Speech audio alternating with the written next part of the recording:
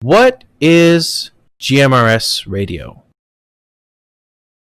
A lot of people may have never heard of GMRS radio. You may have heard of FRS radio. So what is FRS radio? It's usually those cheap little radios that you'll find on the shelf at Walmart, at the store, and there's no license required for FRS radio. You can just buy one off the shelf and get using it. As long as you're on the same channel as everyone else, then you can communicate.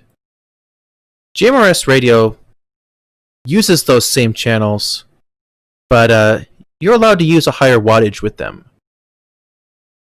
As you can see here, this is a mobile radio. You can put those in your car. You can put it on a power supply, use it at home. You get a lot more power output from these. So these are the different channels. There's 22 different channels. And you can see that FRS, Family Radio Service, and GMRS, General Mobile Radio Service, both use the same sets of channels.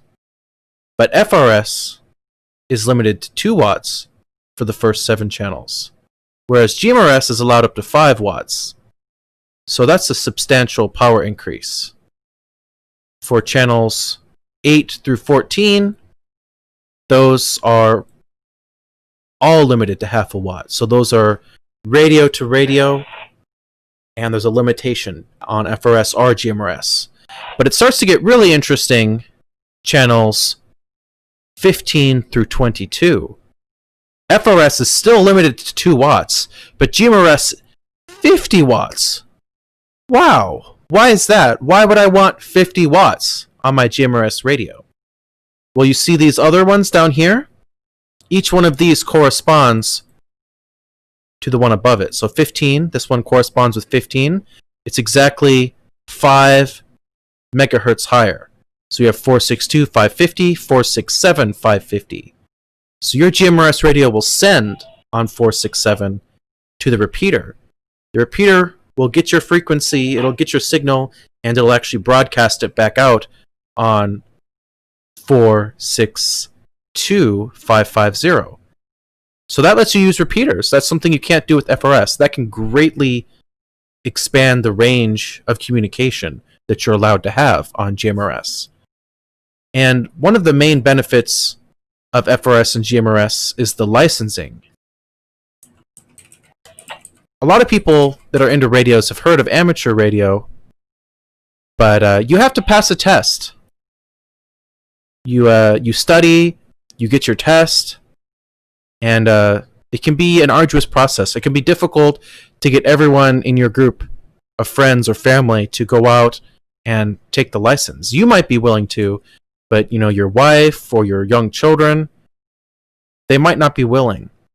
So what's interesting with GMRS is that once you get your GMRS license, it's good for 10 years, and it's good for you as well as your family members. And you basically just pay a fee. Right now it's $70, but there's talk about lowering it down to $50. And of course there's rules that you should follow if you want to be legal and not get in trouble with the Federal Communication Commission. But they're pretty simple. You don't play music, you don't play sound effects, you're not a radio station like on a regular FM radio where you're listening to music. You're not broadcasting. This is for communication. So it's a pretty simple process. You go on the FCC, you get your FRN number, you pay the fine, you pay the fee, and usually within a day or two, you'll get your license. It's 4 letters and 3 numbers. That's all you need. You don't have to do anything special past that. Once you're got your license, you're allowed to use these GMRS radios with massive power. And from there, there's websites such as mygmrs.com. And this is volunteer run. It's a two-way radio community featuring a directory of repeaters. And they ask that you become a member and that you enter in your call sign so that you can verify that you are, in fact, licensed for GMRS. Now, I live in Houston, so for me, I would actually be redirected to my local GMRS network group, which is the Texas GMRS network. You know, same process. It's free to join both of these. Once you've joined, you're allowed access to all these different repeaters throughout the Houston area. Some of them are linked together. Some of them are separate so that you just communicate in the local area. But other ones, they're all linked across the MyGMRS network at different times of the week. And there are different networks throughout the country. As you can see, there are many, many, many repeaters. GMRS is alive and it's thriving. So you can find friends, you can meet people, you can participate in nets, you can learn about radio by talking to other people, and you are allowed to use this for general purpose. You are allowed to communicate with your family.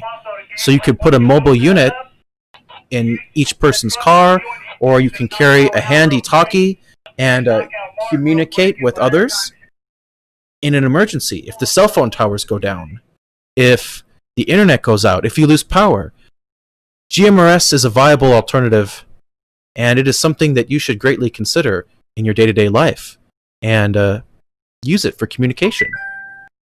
So there's a reminder for Q. This video is just me learning how to use the streaming software and uploading it so I can get feedback on what I can do to improve.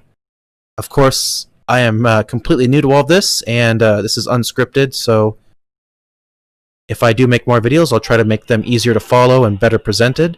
But yeah, please leave any feedback below on what we can do to improve, and please join us at the Texas GMRS Network.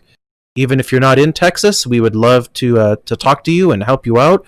We have a lot of good members here and a lot of friendly people. Again, that's texasgmrs.net. If you're not in Texas, please go to mygmrs.com and figure out what repeaters are near you, what people are using GMRS near you, and join the hobby. Get your license and get transmitting. This is Whiskey Romeo Juliet Kilo 797 WRJK 797 Quentin in Houston, signing off.